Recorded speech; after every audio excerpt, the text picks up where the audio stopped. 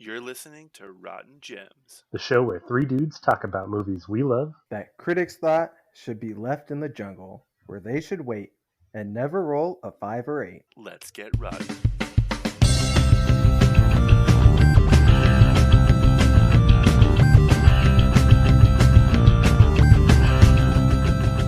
If you're still listening, whether it's on purpose or you just can't get the sound of these beating drums out of your head, but nobody else seems to hear them, so you turned this on to try and drown it out, well, we thank you. And who exactly is we? Well, let me introduce you to my co-hosts. I'm Keenan. And I'm Marcus. And I am Brett. I just have to say one thing, guys. Thank God, no more banana leaves. That's right. Today, we are talking about Jumanji, starring Robin Williams, Jonathan Hyde, and Kirsten Dunst. No, not the Kevin Hart movie, which I haven't seen. You guys have seen that one, right? Yeah, really good. Again, we're not trashing that movie. We're just not reviewing that one either. We are talking about the 1995 film Jumanji. For those of you at home, if you haven't seen the movie, again, how? It's a classic. Just know that if you want to keep listening, you will be spoiled on Jumanji, but it did come out in 1995. So here's your spoiler warning for a 25-year-old movie. Now, Keenan, Marcus, you guys have seen this movie, right? What are you talking about? Yeah, Brett. We saw this in the theaters with you. Okay, here we go. You've always seen the movies in theaters with us. Always. So we saw this in theaters in what, 1995? Yes. So I was 3 years old then? No, Brett. That would explain why I don't remember. So it's very possible. You've always been the caretaker here. Whoa, that's a different movie, all right? All right, here's a quick synopsis of Jumanji. When young Alan Parrish discovers a mysterious board game, he doesn't realize its unimaginable powers until he is magically transported before his friend Sarah's startled eyes into the untamed jungles of Jumanji. He remains there for 26 years when two unsuspecting children free him from the game's spell. Now a grown man, Alan reunites with Sarah, and they and the children try to outwit the game's powerful forces. That's a pretty all-encompassing definition there. I thought you were beating on the table again, trying to do it. I don't know about you guys, but after this movie, I just heard drums for a while. I don't know what you're talking about, man. But also, can we talk about that? Can only children hear that? That's what I kind of figured. I don't know. I think it's just mainly focused on who it wants to play the game, who it's targeting. There's weird rules about Jumanji that we'll probably talk about. So yeah, so obviously the young Alan Parrish heard it at this dig site or whatever.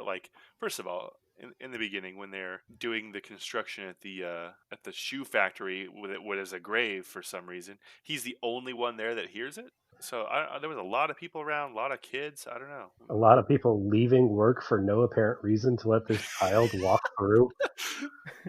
in the middle of the day, yeah. But before we get too far into that, guys, we got to talk about why we're here talking about this movie. And we wanted to talk about scoring. So Jumanji, although a classic, rated a 55% on Rotten Tomatoes with a 62% audience score and a 7 out of 10 on IMDb. That's 7 days a week of being neglected by your father, 7 minutes of nonstop firing before Van Pelt finally ran out of ammo, or a 7-inch rib in the back of your jeans to make room for your new tail out of 10. So, yeah, so we've already established weird rules. We don't know anything about the two kids in the very, very beginning of the movie. We know they do a pretty bad job of hiding a dig site. What do you mean that loose pile of dirt wasn't concealing enough? I was like, oh, they just walked away. It just looks like an obvious. This hole is already half dug for us. Let's just put it here. No one will ever find this. You can't tell based on the mound of dirt. Uh, but also, Hey, like hang on, right hang on. away, To be fair, those two boys did a lot better than Alan and Sarah at the end, who just put bricks on it and threw it in yeah. in a the river. in the most shallow river. You could literally jump from one end to the other end. But also, like that game could have gotten lodged in the river anywhere at any point, and anyone could have found it But it ends up in France. on the beach.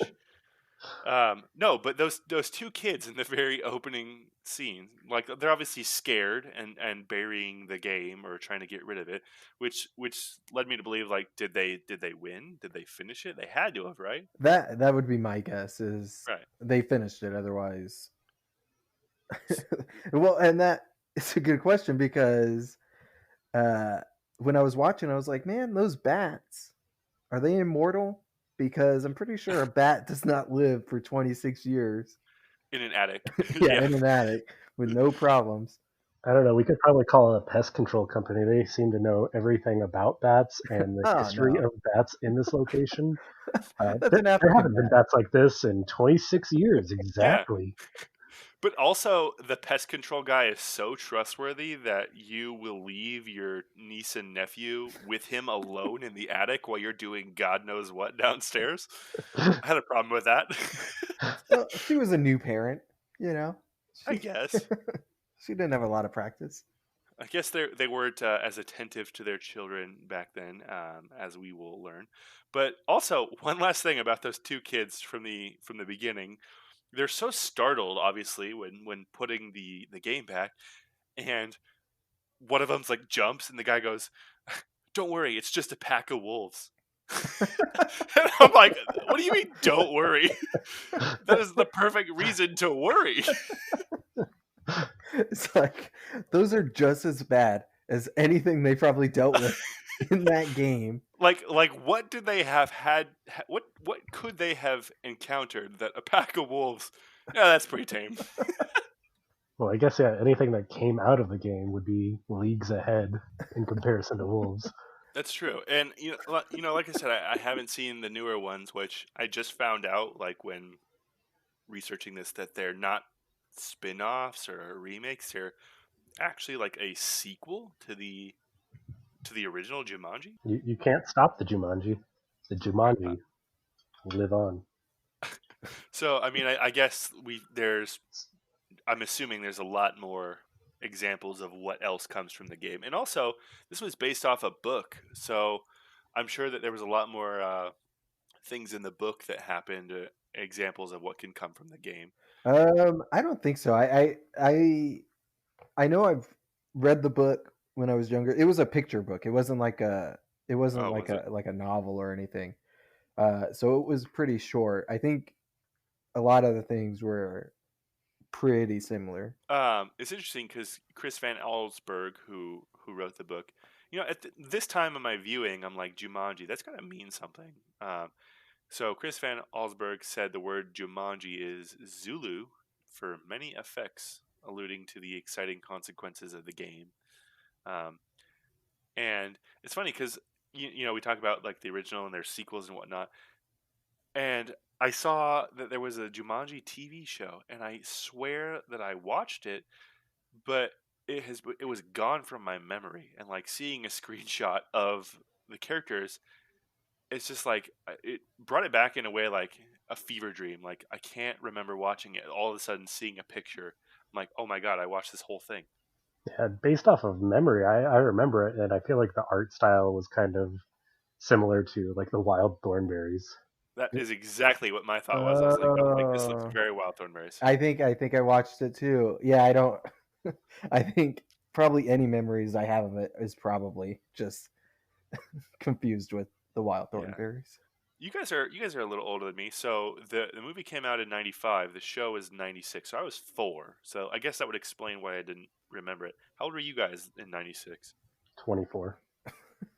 24. Yeah, no, you should remember it. Yeah. 7. But I don't like.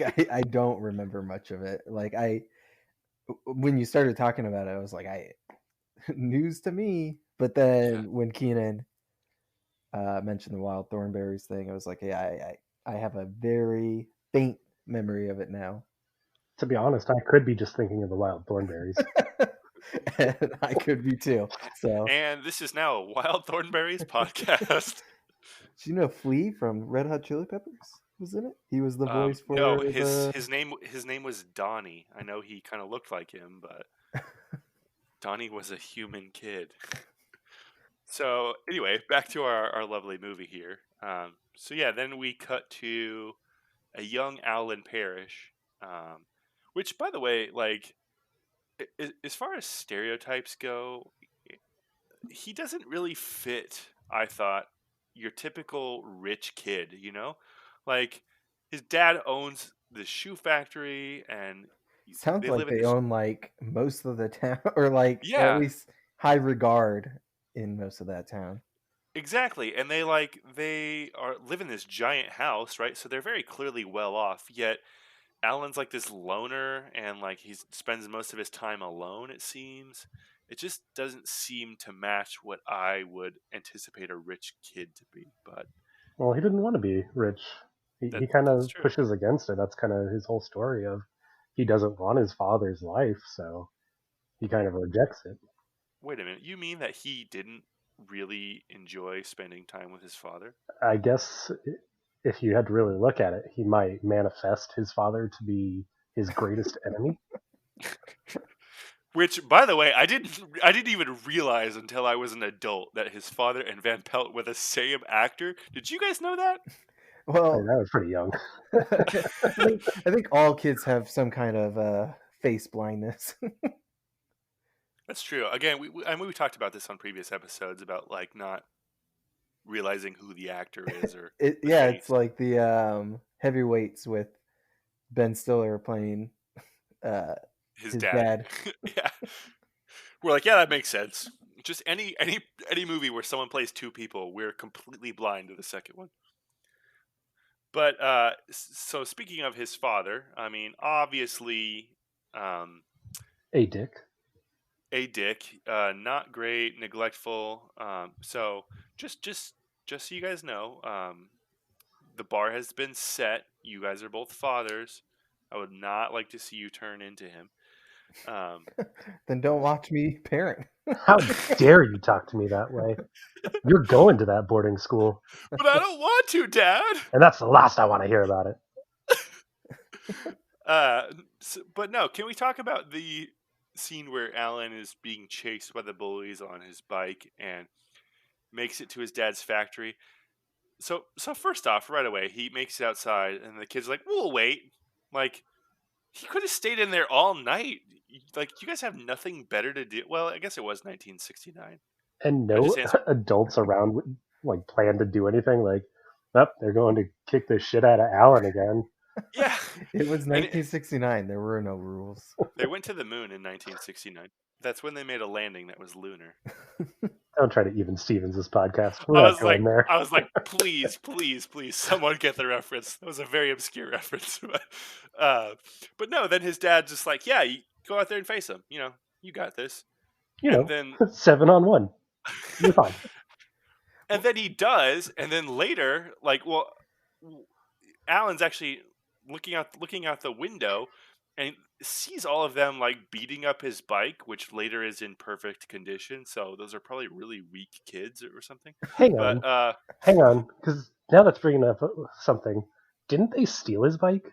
They did. The Sarah. And then Sarah brings it back. That's right. Yeah. Let's beat the shit out of his bike so we could steal it. But like Alan looks out the window and sees them all beating the shit out of his bike. I mean, that bike took it like a champ. He really faced his fears. Didn't even break a tear. Yeah. And then like Alan's dad later's like, "Oh, I'm sorry. I didn't realize like they were all there. Like if I would have known, I wouldn't have told you to do that." Hey, Dad, look out the fucking window. It was a high window. He had to get up on something. But also, like, back to that factory scene. So the shoe made its way into the grinder thing or whatever that was. I hate you so much. I'm gonna hear that all night now. I'm gonna wake up at 3 a.m. and hear those drums, and I'm gonna call you specifically. So we can play a game of Jumanji. Did you guys ever play the game? I think the key to playing the game is just roll the dice super fast. Just keep playing. Right? One thing I did not get is why they would roll. I get that they read it. Okay. You want to read because you need to know what's coming. But then roll. Yeah, like the one that stood out to me the most was the monsoons. When it Yeah. started, It's like, try to go outside. yeah. She's like, at least we're out. At least we're inside. As if like rain inside is the least believable thing that you would have seen that day. And are they required to play in that house? Because they go get the board game later on, like the supermarket, and then they travel back to the house before they even take another roll. Well, the only time they don't use it or play it in the house is when Peter tries to cheat. So it's like, just don't cheat, but play it outside. Yeah, like you would think, okay, like we know that things are going to happen. Why wouldn't you want to play it outside where things can't get destroyed more? Yes, let's go into this attic. We're on like probably the third story of this building. This will be safe, right? Back to the factory though. Why is the shoe being put in the grinder or whatever it was caused to fire Carl? The only other thing I can think of is like Alan's dad. Did he ever have a name? He's just Alan's dad, right? Percival. So Alan's dad. Percival So Alan's dad just like straight up fired him for the shoe being in the grinder, which he pulled out and all seemed to be well, even though he didn't do it. Was Well, Alan's dad, right? he said he did it. True, but like I would have been like, oh, okay, don't let it happen again. Like, hey, we pulled the shoe out, all is well. You're fired. Was he trying to find a way to fire his one black employee? Coincidentally, the one black guy in the whole movie. I don't think that's what it was. I think that's just a delicate machine, And in the 60s, it's like that's a high dollar. I don't know. Like, I just think it's funny. Like the one black guy they had in the movie, like Alan, when he comes out later on, he sees him within like 5 minutes.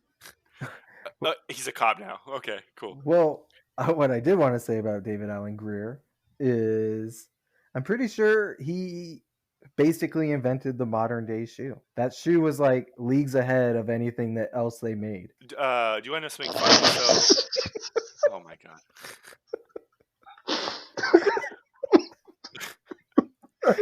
I was trying to hold back so much. Once you started laughing, I couldn't. I was like, okay, we're going to talk about the shoe. That's the perfect time to use the phrase. Oh, man.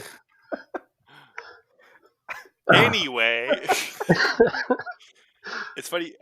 Leagues. So I want to jump ahead a little bit then with what you said. So he leagues ahead with the shoe. Got it. But at the very end, so, when it's back to Robin Williams and Bonnie Hunt.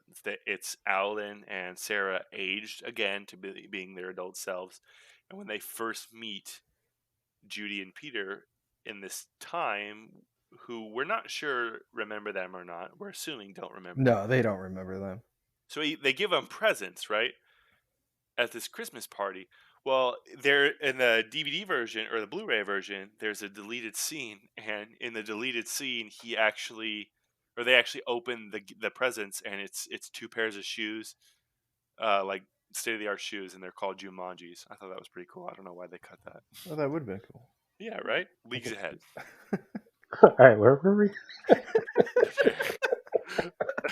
All right, so now we're done with the factory. So moving on to the factory. So then, Alan gets sucked into the game, which, by the way, for a 25-year-old movie, I didn't mind the special effects all that much. Like I expected it to. Well, it depends because, like, all the animals were terrible, except for maybe the tiger.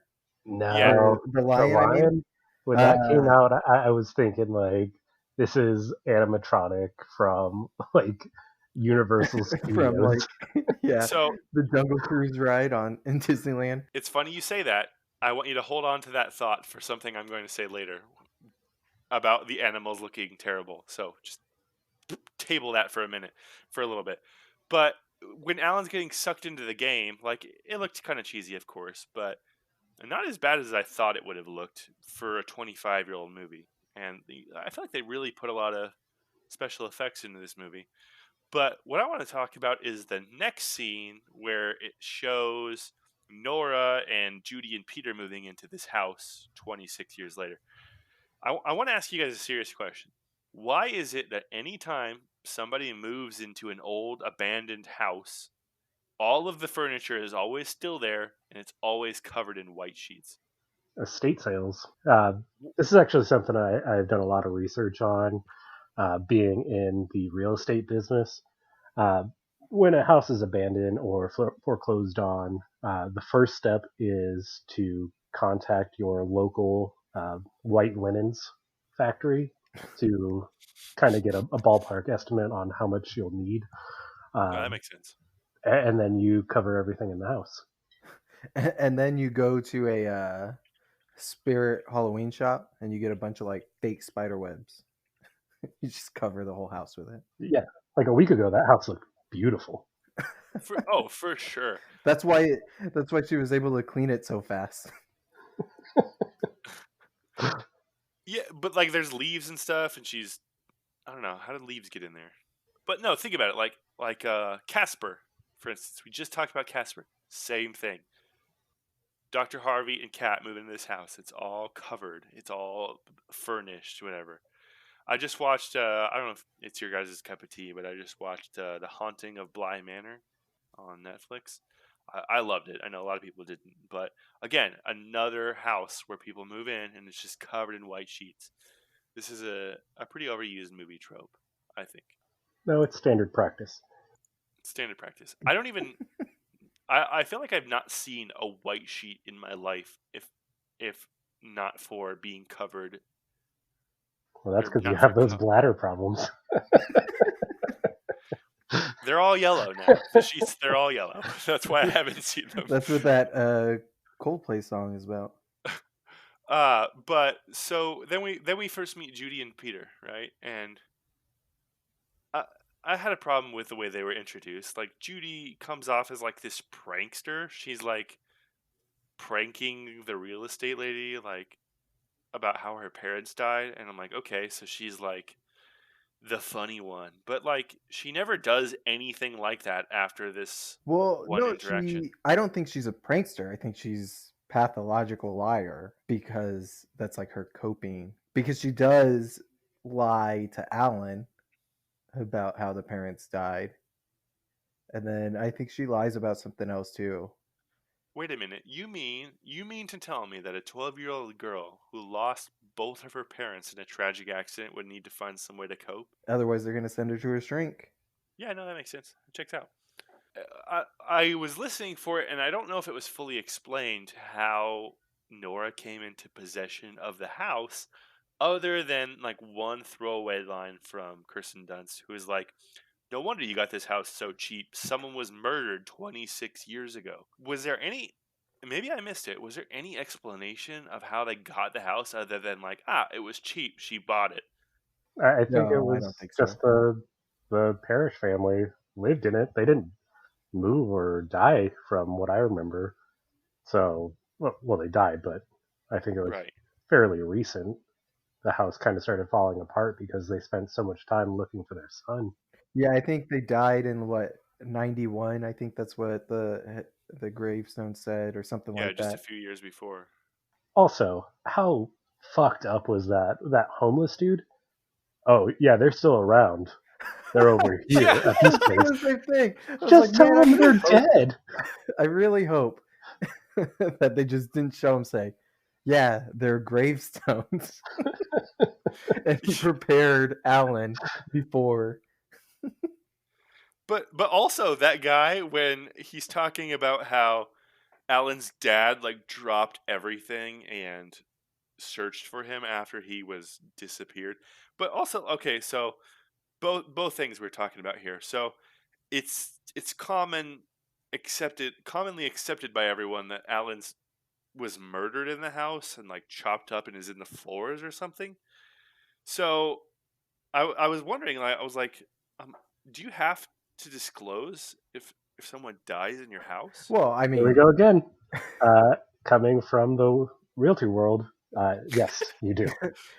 I mean, if that was, you know, found guilty of it, I would assume they would make him do that, but there was Well, no evidence of it, so well, I looked it up actually, and it depends on state jurisdiction. So I found this from an Investopedia. It says there are no states in which there is an obligation to disclose the death of a person who is deceased under natural conditions.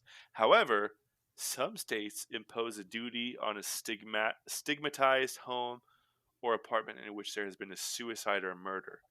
But there's also limitations on the year. So some states is like if someone was murdered within 10 years, you have to disclose it.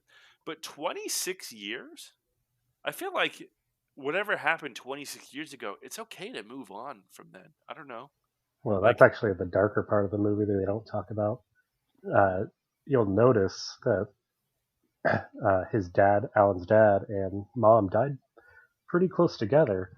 It was actually a murder suicide. they were they were dead like many months apart. So was it just a really bad suicide? Yeah, Okay. All right. That answers my question. maybe she was in But critical condition and she she just found died of a interest. broken heart for being alone so long, which I've heard happen. But no, cutting back to the homeless guy living in the office of the factory, he's like talking about how Alan's dad dropped everything. He's like, I don't think anybody loved his boy more than Sam did. I'm like, really? Because if you watch the first 20 minutes of this movie, you wouldn't think so. Well, Like, again, to be fair, like just because he was kind of he told him to be brave, face his fears. He really did not know that there were 6 of them out there, you know. He should have known, but he didn't. And then I mean afterwards, he seemed like he got along with his dad. It's not like his dad didn't change. I So think he that was just listened. the day he was in too, because he had an important gala he had to be at. Yeah, So that was probably putting a lot of stress on him, and I he think found his I quick think you're finger that getting an one. unfair image of his dad for, Alan's whole life for that one bad day.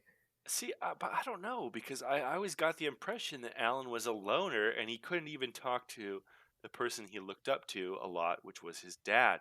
I just felt like his dad had this personality of always being so busy and he couldn't spend any time. I don't know about you guys, but I grew up with very loving parents, except for, the abusive stepdad for a little bit, but we're past that now. I'm an adult, but my Hey, my hey, my real dad has been nothing but loving. do you want to talk about that a little bit? How does that make you feel? uh there's a reason I'm drinking whiskey right now, guys. Okay, No, go no, we're on. good. Hey, I also have my therapist license. save it for our therapy podcast, all right? I would say that his dad, while he wasn't a warm and fuzzy kind of guy, I don't I didn't see any signs of him not loving or caring about his kid. I think he was just kind of, probably raising his kid the way his dad raised him. No, I think you're exactly right, and he just wanted to create another him without taking a second to realize, like, hey, he didn't want that, which caused Alan to blow up at him and be like, hey, I don't, no, Dad, this is your dream, not mine. You know that other movie trope? Breakfast Club. Varsity Blues. No, Dad, what about you? I don't know. Again, you two are fathers, and you seem to be in agreement. I'm not a father, and I don't plan to be one. So We're right. I get it. Got it. Boom. I get it. You have a different perspective on this, and I respect that. But I also Just reject wait it. So, until we do the Goofy movie. Goofy Movie Podcasts. Well, gosh, I can't wait for that one. All right, so should we fast forward a little bit? So, uh, this is either the worst thing or the best thing, and I can't decide which. So let's fast forward a bit. So they get they get Robin Williams, Alan, out of the game, which can I just pause and take a second to say how great it is to see a Robin Williams movie again. He really did like instantly make the movie so much better. Oh, absolutely. And I read like there was a bunch of different people that were considered for the role, and I can't imagine anybody else but Robin Williams in it now. No, he's the perfect cast because he's playing a kid essentially who's been Totally. trapped in the jungle. So when I think of Robin Williams, I think of an adult with the heart of a child. When Oh, did absolutely. Jack come out? Did that come out? I know that's got to be around the same time. 96. So Yeah, right afterwards. yeah, like the very next year. But also like Judy, played by Kirsten Dunst, which is probably the youngest role I've ever remember her in. Next was probably Small Soldiers. The Interview with the Vampire, she was younger. Yeah, Was isn't she? that one of your top favorite movies? No, I don't. Great I don't like actors. Interview with the Vampire because of reasons. Tom Cruise. Reasons. Yeah, Interview with the Vampire came out the year before, but I'm sure she was even younger because I'm sure that one probably took a while Well, to film. that is how math works. The year before would make her younger. Well, I mean, like even younger than a year. That's true. But it almost actually went to Scarlett Johansson. I don't know if you guys knew that, but I thought that was interesting. Okay, so Alan's out of the game now. We're in the That was pretty in the, deep, dude. in Alan's out of the game now. he's out of the game for good. So then he runs outside and he re-meets Carl, who no longer is the soul man, and now he's The Cup Man. officer. Yeah. Copman. I just really quick want to give a quick shout out to Carl. Carl witnessed like a crazy senile guy who didn't know who he was. Turtle shell on his head. Yeah, monkeys stole his car. He met giant mosquitoes that were making people unconscious or whatever. Van Pelt shot up his car, and not once did he ever ask for backup. The plant ate He's his the car. only cop. Like real MVP, Carl. This And is then, a small town, one cop town. Well, at one point, the dispatch is like saying, like, Carl, where are you? Like, we're trying to reach you. And he's like, yeah, give that to whatever. He lists two other cops' names. So I thought that too, but there are at least two other cops. But not once does he ever, like, hey, I need to tell you guys about what's going on. He's got it, you know? Like, It's a man on a mission. It's a small town, but it doesn't seem to be anything Carl can't handle. Is there anything Carl can't handle? I don't. Well, I mean, shoes and a grinder. I think that's about it. I think Carl handled that like a man. Took ownership, even though it wasn't his fault. He's a good dude for sure, all around. I kind of wish they would have like touched on like his life now with the ending at the Christmas party to be like, oh yeah, Carl's out there in Hawaii or something like. Well, no, he was at the party. Was he? Yeah, you see him real quick. He's at the Christmas party because I remember thinking, I was like, man, Carl, he ages really well. Yeah, he has the same look as he does when he's the cop. But yeah, I would have liked to see more of his life because, right, so when they beat the game and it's back to Alan and Sarah as kids, Alan comes clean to his dad and he's like, hey, it was me in the shoe factory. So would Carl have ever become a cop? I think it's assumed that he would have continued working at the factory and made the shoes, right? Oh yeah, I definitely just assume that, especially if he's at that party. My assumption is he's probably pretty high up in that company, especially since it sounds like Alan is in charge of the company. Yeah, I think the assumption is he is the inventor of like cross trainers. Yeah. And also, I kind of liked the at the very end when Alan and Sarah are hiring Judy and Peter's parents. They're like, "Yeah, we're gonna take a trip," and like, "No!" Can you? So I was thinking about that, and what if it's like a Final Destination situation? It just So cuts to like, Final Destination.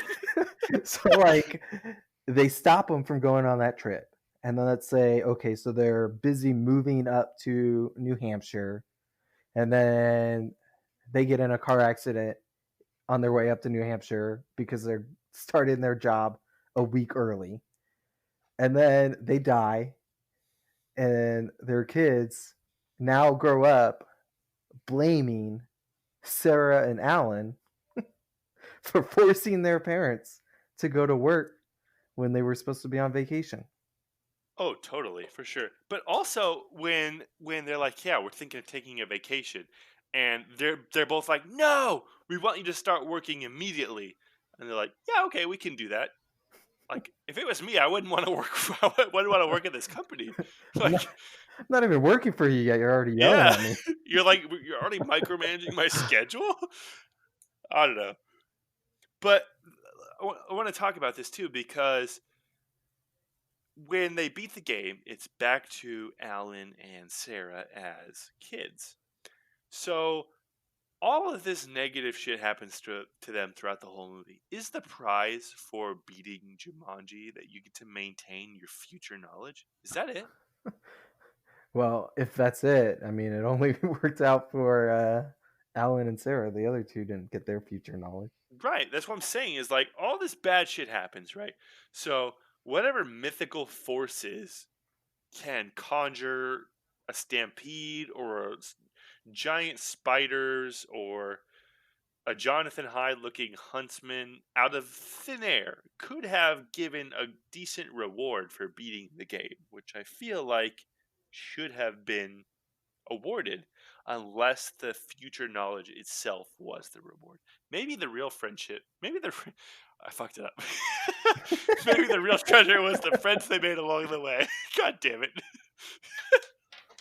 But I just feel like if you're going to be put through all that, you should have gotten more for beating the game. Otherwise, why would anybody play it? Well, I mean, I don't know. They didn't really get they didn't give a heads up on what was actually going to happen when they played the game, so it was kind That's of true. just like, That's true. And well, I do ask you the got I to do ask the finish. question. I do ask the question. Why would anybody play it, knowing that the year after this movie came out, they made a Jumanji board game, and you can bet your ass I bought that game. All right, so back on track here.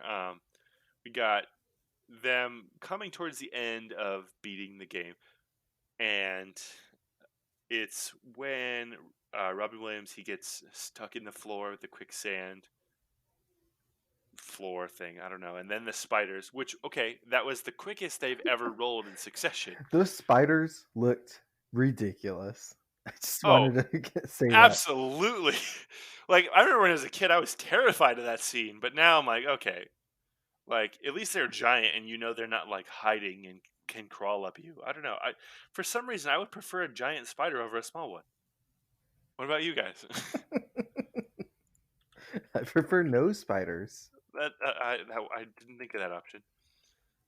Um, but then when Robin Williams is like, "Hey, Peter, get the axe," I actually laughed out loud when Peter goes to get the axe, and he's outside the shed and he picks up the axe to cut to cut the lock, and then he actually just paused and straight up like The I Office looks from the camera. I was gonna say that was one thing I like. I thought it was funny, but I thought it was also kind of like weird that he looked at the camera because it's like nowhere else in this movie Yeah, do they acknowledge the camera. he just broke the fourth wall out of nowhere. I don't know about you, but I actually do that too. Like if I do something stupid, I look off into the distance for no reason. just in case. Like This like could be a Truman Show situation for all I know, so I want to make sure it's getting caught on camera, and I'm really hitting my cues. God, I hope not. Like, there's probably not a camera in your house, but if there was, you're nailing it, dude. I don't know if I want those cameras. They're going to be catching some weird shit. You were talking about the quicksand floor. Hold on. Are we not going to elaborate on the weird shit Keenan's talking about? What? What? Hey man, everybody's got to deal with their own weird shit. Let Keenan deal with his weird shit in his own privacy. All right. In front of Or our during neighbors, a podcast when I'm on mute. secretly put in his house. Anyway, back to the quicksand. What were you saying, Marcus? So the quicksand, I mean, obviously, the way that Alan and Sarah were talking to each other made it sound like he was gonna fall back into the game, like with what they were saying. But then later on, you see his legs. It's like it probably would have been better off for them if they would have just let him fall to the next floor down. He Yeah, and then probably he would would have have been okay. Then he would have just walked up there and be like, "Okay, that wasn't so bad." That's bare minimum sprained ankle. Yeah. Oh, for sure. But like we talked about how they don't roll very quickly. They like straight up will wait for the consequences, right? So they rolled the quicksand, and then Judy rolled right after that, which was the spiders, and that stopped the quicksand. Like, imagine how much time this movie could have saved. No, hers wasn't the spider. Hers was like a reverse. Gotcha. Whoever rolled when he finally gets stuck in the floor, and he's like, "Ah, yes, that was very quick thinking to roll Yeah, again." it was Judy, but like that was one thing I wanted to talk about too. I was like kind of confused because it made it sound like it was a reverse. So if that was the case, shouldn't Alan have rolled again? I don't think it was reverse in turns. I think it was just undo the last roll. Oh, Right. okay, I see. She went back a few spaces or something. I don't know. And then Sarah rolled and got the spiders, I believe. Way Oh to no, go, Sarah. Peter got the spiders. I wrote down what everybody got. Did you really? Yes. There were so So- many different consequences that I forgot through this movie. I was just like, Oh yeah. are they at the end yet? They've been through too much shit already. The mosquitoes I forgot. I couldn't remember how it ended. I was like, who rolls the winning roll? So what do you guys think was the worst of the consequences that we saw throughout the whole movie? Being pulled And- into the game for 26 years. I was just gonna say, let's not do that one because obviously, but And that one wouldn't have been so bad if Sarah didn't leave. You Yeah. know? But I understand. You know, Like, you're freaked out, you're gonna leave. when Alan's being sucked into the game, he yells, "Roll the dice!" If she If would she have, if she would have rolled the dice, would she just have to continue going? That's what I was Until wondering she rolled? too. I would think so, right? Yeah, probably. I would imagine you just Or does he have like a mirror board inside of Jumanji that he rolls as well? And they just play through Wi-Fi? Yeah, there's a lot of rules in this game we didn't know. But one thing I actually want to give the movie kudos on is I feel like Sarah reacted the way that people actually would, because so she freaked out, right? She was chased out of the house by the bats. And then like later we find out that like she tried to tell people, nobody believed her cuz why would they?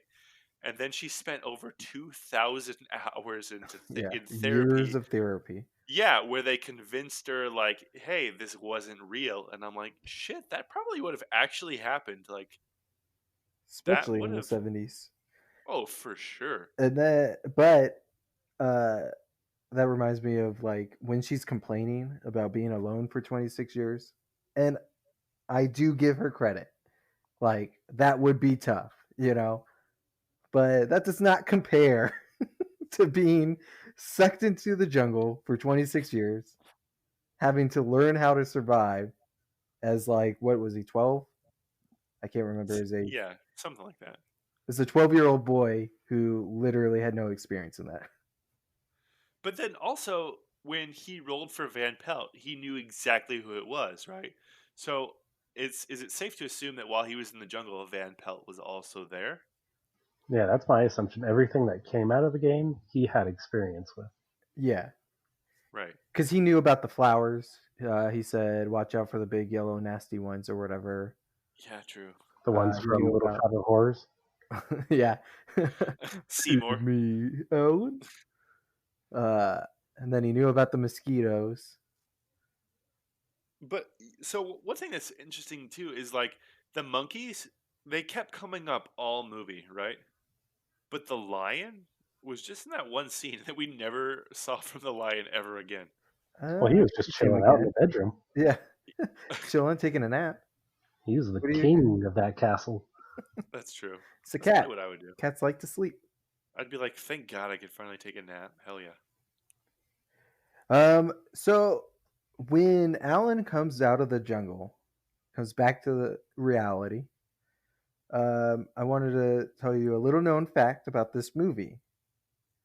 That when he's in the bathroom shaving, um, all that hair that Robin Williams was shaving was actually his arm hair. What? It's on IMDb trivia. Check it out. Seriously? That's real? Because Absolutely. I believe it. He straight up shaved his arms for that scene? Like I've seen Robin Williams' arms, and I know they're very hairy, so I definitely can believe that. Now you're making me want to go back and look.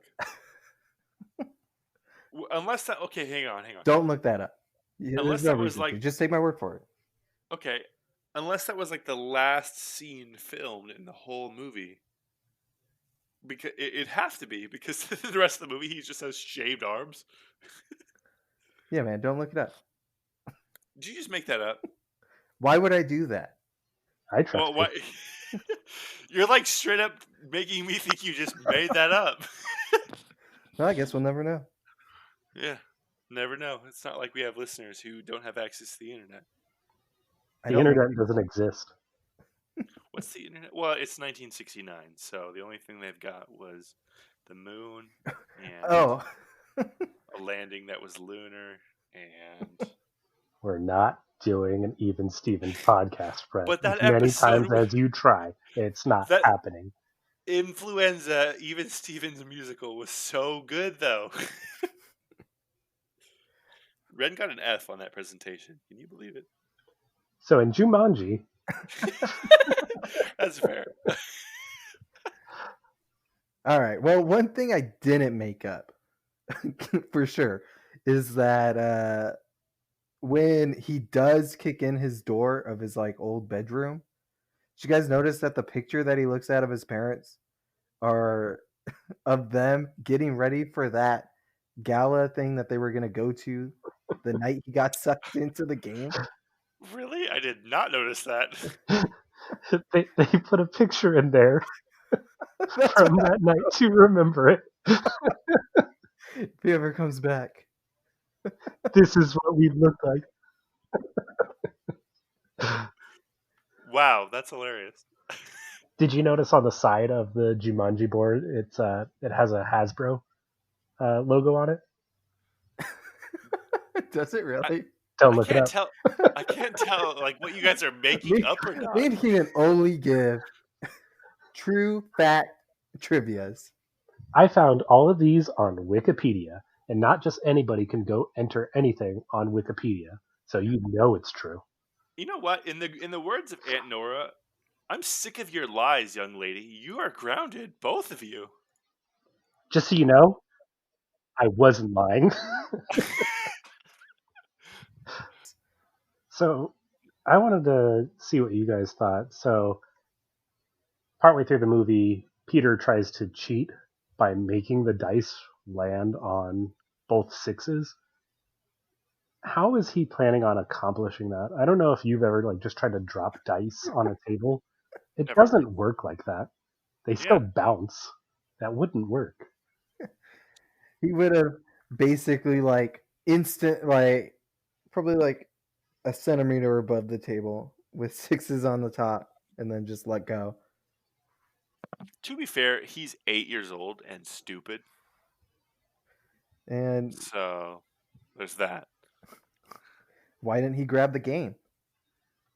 You know? Oh, I will say Peter had the most clutch move of the whole movie when he went out and climbed on the branch and hung upside down and grabbed the game. Like, even as an adult, I'm like, hell yeah, way to go, Peter. I'm so proud of you. Actually, I do want to get back to one other thing. Did you guys notice that the whole scene in that sporting goods store was basically just Home Alone? Yes, I The noticed that as well. traps. Yeah. Yeah, the traps. Peter set up that like barbell air tank cannon thing.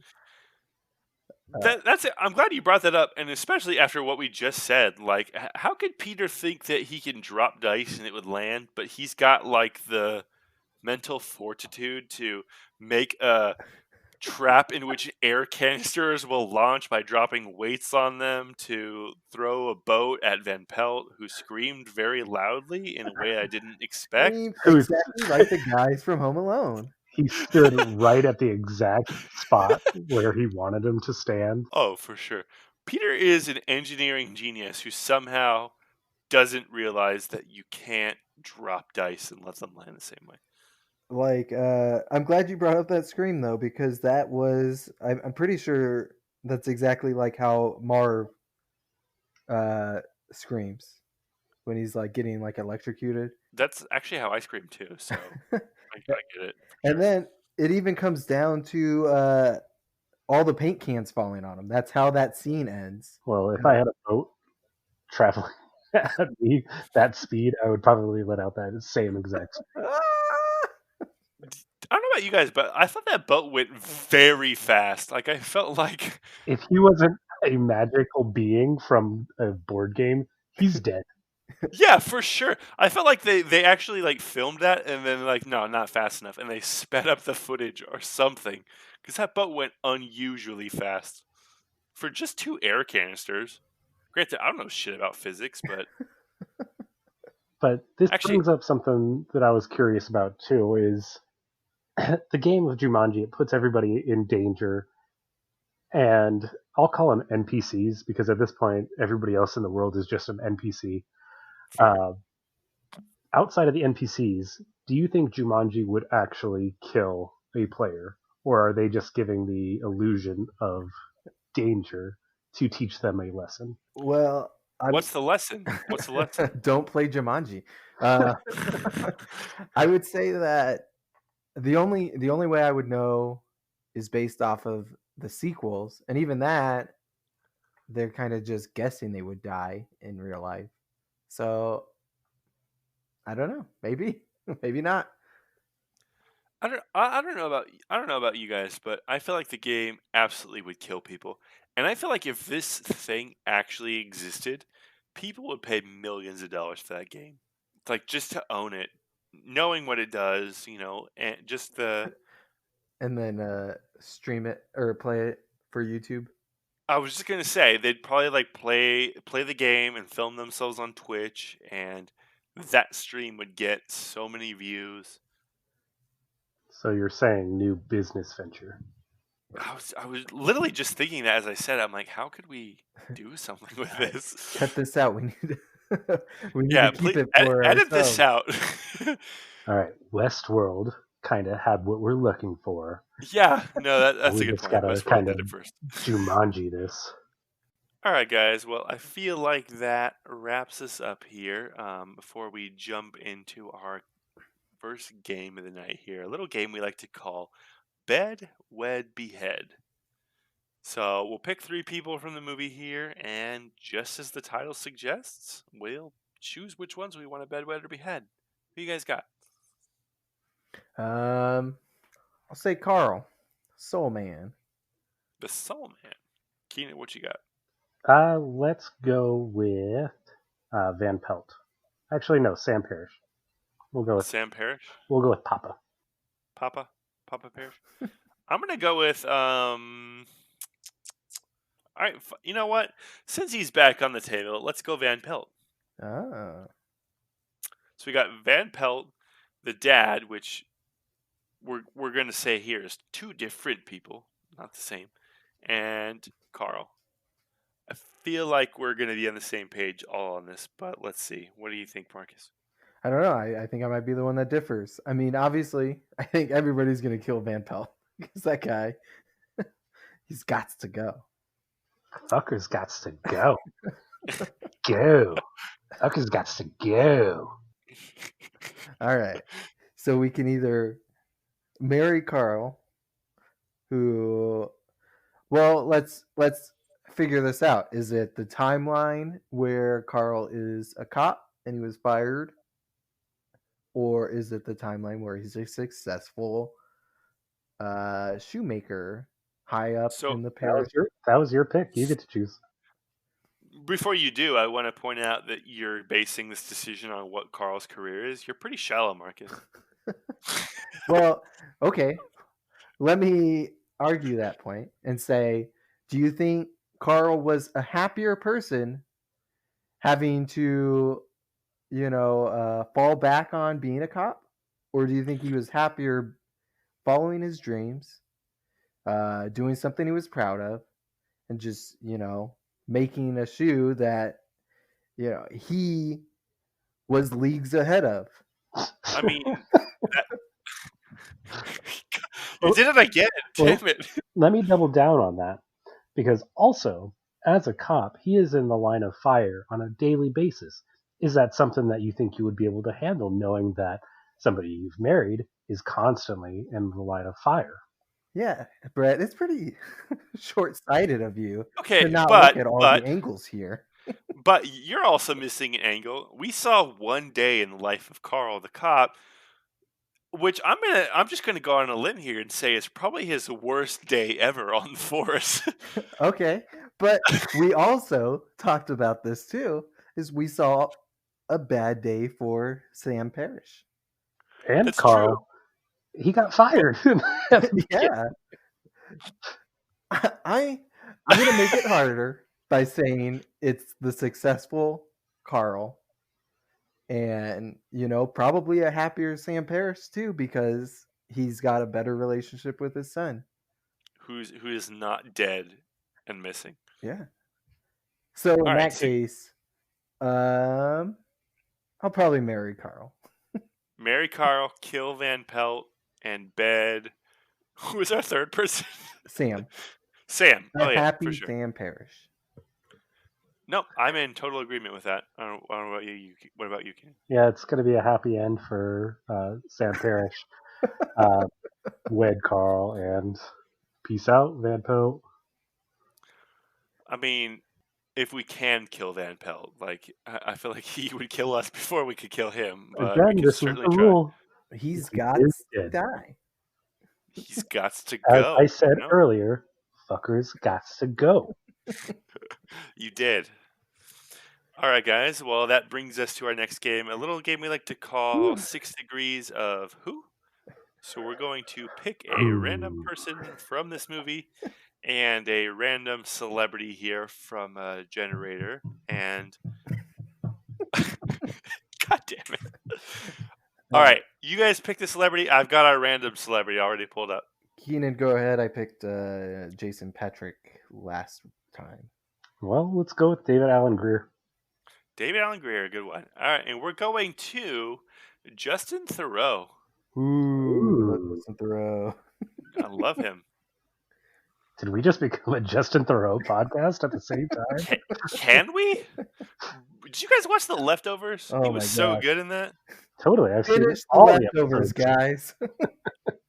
But also, wasn't Perfect he the DJ? Wasn't he the DJ in Zoolander? He was, when they were breakdance fighting. Can we talk about depth as an actor? I think he helped write that show. Or he... Oh, no, he wrote Tropic Thunder, I think.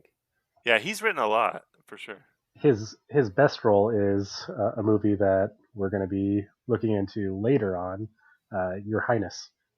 Oh, yeah. I totally forgot about that. All right, so we got David Alan Grier to Justin Theroux. Who's taking us away? Keenan goes first. Kanan, what you got? I didn't think I'd be going first. Let's go with David Allen Greer was in. Let's do. This should open it up quite a bit. He was in the movie Astro Boy with Nicolas Cage. I never watched that. Was that any good? No. No. All right. Good to know. All right, Brett, you want to go or you want me to go? I can go. So we got Nicolas Cage. Oh, that opens it up to anything, really. All right. Let's go. Nicolas Cage Nicolas Cage was in Face Off with John Travolta. John Travolta. Marcus Phoenix himself. It's gonna happen. Stop doubting it. I mean, you mean Dave Bautista? Like what? No. Okay. Okay, John Travolta. I'm gonna go with. I gotta remember his name. The Punisher. Thomas Jane? Thomas Jane. Yeah, that's the guy I'm Yeah. thinking of. Thomas Jane. In No the Punisher. vegan diet. No vegan diet. No vegan powers. Well, that's going to be the only one I'm going to be able to go through. I shouldn't have said anything, goddammit. Honestly, I was just like, I cannot think of any other movie he's been in, but we'll go with Thomas Jane was in Scott Pilgrim versus the World. And let's see if we can get this closer. Yeah, I see a path. So, with Michael Cera. Michael Cera. Damn, I was hoping you would go Chris Evans. All right, Michael Cera is still pretty good. Let's see. Oh, Chris Michael Evans. I could have gotten there from there. Yeah, Michael Cera was in a bunch. I'm trying to think of the few Justin Theroux movies I know. Justin Theroux. Okay, Michael Cera was... All right, well, we'll just go Michael Cera was in This Is the End with James Franco. James Franco. That's my boy. We're there. Wait. There. You mean to tell me James Franco didn't suck any dick last night? Now I know y'all tripping. Okay. All right. Best line of that whole movie. Then I can go with James Franco was in Pineapple Express. with No. Danny McBride. Hold on, guys. Just think about. You're just adding a step. Am I? Yes. All right, Danny McBride was in Your Highness with Justin Theroux. There we go. We were just Who was also in James Franco. Well, even though we just talked about Your Highness, I was thinking about the movie we also were just talking about, Tropic Thunder. I can't wait till the Your Highness episode. I feel like most people haven't seen that movie, and like we're gonna talk about that, and no one's gonna listen to it because nobody's seen that movie. But I love that movie so much. So good. Playful Secrets. All right. Well, that was 8 connections. Hey, not too Should've been bad. 7. We're getting better, I think, guys. All right, well, that brings us to our last segment here where we read our best bad reviews of Jumanji. What do you guys got? I'll go first. I'm going to attempt this person's last name. I have no idea how to pronounce it. It's Michael DeQuina? That's pronounced Davis. DeQuina. For themoviereport.com. This was posted in 2004, but who knows when it was actually written. I don't know. All he wrote was, all the effects in the world can't disguise that thin plot. Oof. What I would have to say is that's kind of like, I would put that in the opposite direction because I feel like the effects were lacking with, at least now. Maybe in the time they were okay, but those monkeys looked horrible. Okay, again. Horrible. Again, table that for my review. Oh, I Go forgot we ahead. tabled it. Yeah, we tabled something. I still haven't brought it up. I'm about to. Go ahead, Keenan. So mine's pretty similar. It's a little known critic. I'm gonna botch this. Roger Ebert. I think Uh, I think it's pronounced Debert. Uh, that's it's a tough one. But he says a gloomy special effects extravaganza filled with grotesque images, generating fear and despair. 1.5 out of 4. Uh, I mean, the special effects I could not get behind, so I can agree there. But the rest of the movie, so enjoyable. oh, absolutely. Um, okay, so this brings up what I've been waiting to talk about here for a bit.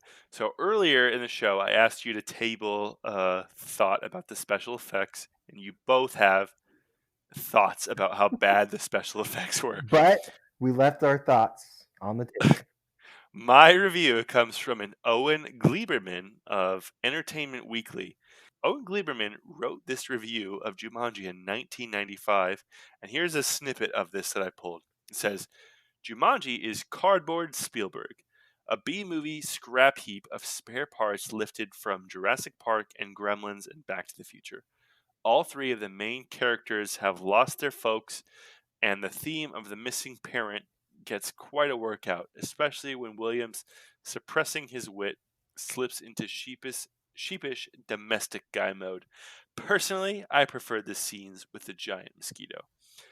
We've all seen wild animals before, at least in movies, but this time there's cinematic magic involved too. In Jumanji, the animals on screen aren't real. They've been simulated by the same astonishingly three-dimensional computer technology that was used to create the dinosaurs in Jurassic Park, and of course the gizmos of Toy Story. So this seemed to me like this guy was absolutely blown away by the special effects of this movie. For us to here be 25 years later to be like, yeah, this sucked. Wait till this guy sees a 2020 movie. I hope Owen Gleiberman of Entertainment Weekly is doing well. I'm gonna be honest. I have no idea what was going on. Basically, his review was just like, this shit is so unreal. Look at this. This isn't a real lion. It's fake. You wouldn't know that because it looks so scary. Like, and we're just like, yeah, the special effects are all right. They're kind of dumb. That's one of those guys that were like, like when the first movies were out, and people thought there was like a real train coming through the, the screen.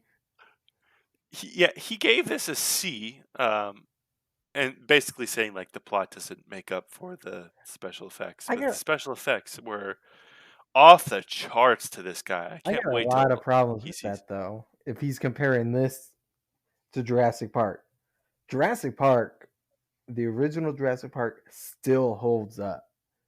But now that you mention it, he's also saying like he's comparing the special effects to Jurassic Park, but didn't they use a dinosaur like suit? I feel like they didn't CG the dinosaur. It was actually like an animatronic dinosaur suit with a person inside, right? Yeah, I don't think they CG'd the dinosaur either. Well, I don't think So it was a person inside. I think it was, But Yeah, either way, it it definitely was not all computer generated. he doesn't know what he's talking about, and he's just so immersed by the special effects he wasn't paying attention in the movie. I also saw really quick a few reviewers saying they wouldn't let their kids watch this because it was just too scary. I'm pretty sure you just watched this with your kids, right, Marcus? Yeah, I did. Did you think it was too scary? I mean, no, I didn't. I mean, I didn't think it was scary. I think my son, one of my oldest son, he kept like kind of saying it was scary, but he was really just trying to use that as an excuse to play Minecraft. So I don't think he was even scared of it. I think he just was trying to get his way. Damn, Dad, this movie sucks. Can I go play Minecraft? He's years ahead of his time.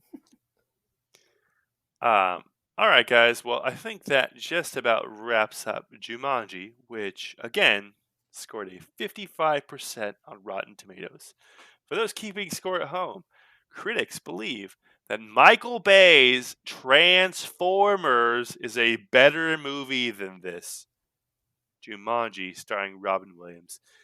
And I just want to say, I miss you, Robin Williams. You made some great movies. You dealt with a lot that people didn't see.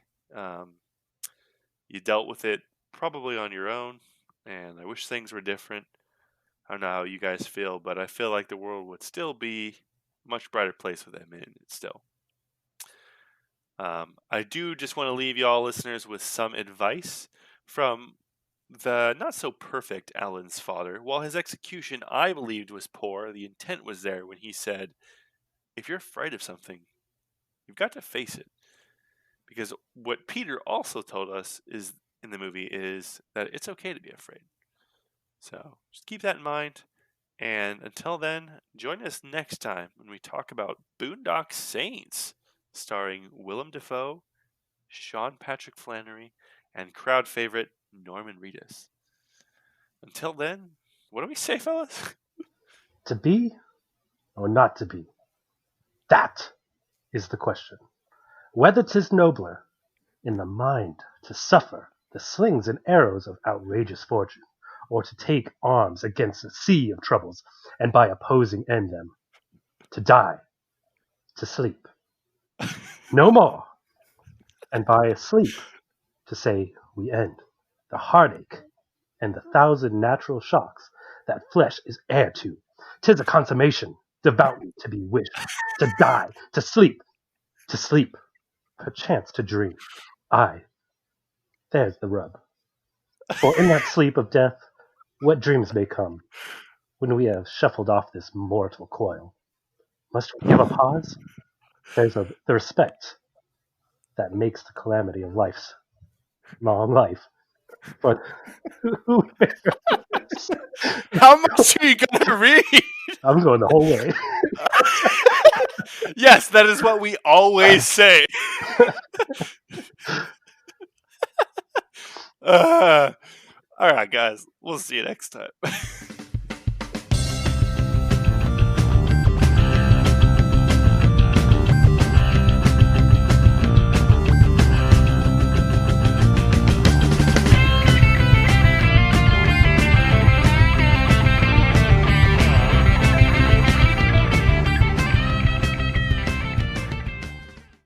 What year is it?